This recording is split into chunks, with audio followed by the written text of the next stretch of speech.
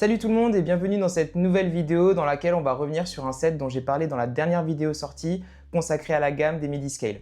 Et ce set, c'est le 77-904, le Frégate Nebulon B.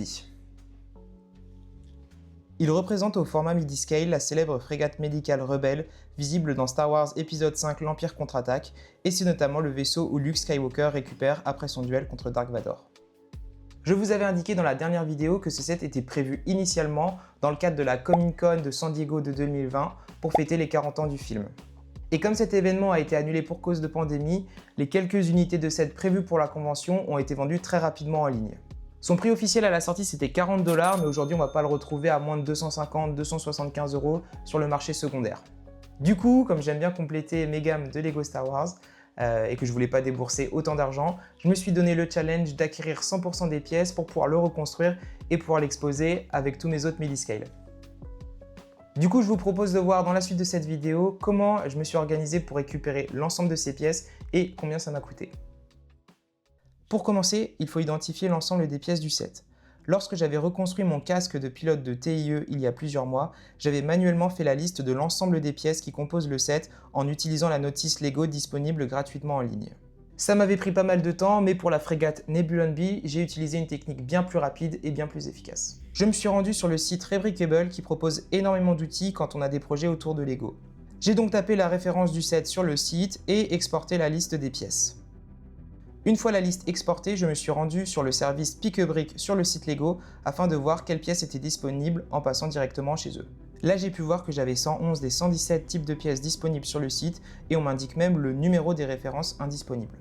Je passe donc commande des références dispo et je retourne sur Rebrickable où je vais créer une liste de pièces et y ajouter les références manquantes indisponibles sur Pick-a-Brick. Une fois la liste créée, je peux directement voir en cliquant sur la pièce manquante diverses informations dont les années durant lesquelles la pièce a effectivement été utilisée dans les sets Lego. J'ai également accès à l'ensemble des sets dans lesquels la pièce en question peut être retrouvée.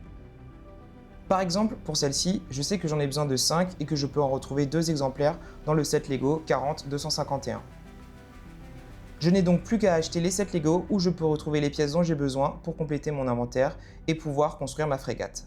J'ai donc acheté un total de 6 sets Lego pour pouvoir compléter l'ensemble des pièces qu'il me manquait.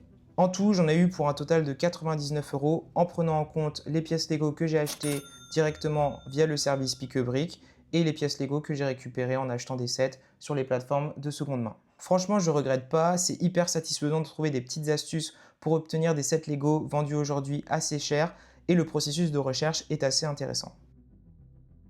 Bon, au final, j'ai quand même pas réussi à atteindre l'objectif d'avoir 100% des pièces puisqu'il me manque 2 exemplaires de celle-ci en gris que j'ai remplacé par la même en blanc et qui provient du même Lego.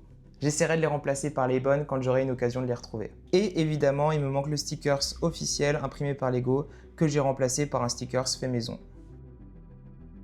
En tout cas, j'adore cette petite construction, le rendu est vraiment cool, détaillé et est très fidèle au vaisseau du film. Il complétera parfaitement ma collection de Midi-Scale.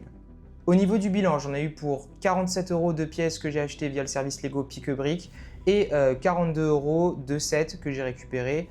Alors il faudra aussi prendre en compte que du coup, j'ai récupéré énormément de pièces que peut-être je vais pouvoir revendre pour amortir un petit peu les coûts ou qui me seront potentiellement utiles dans le cadre de futures constructions.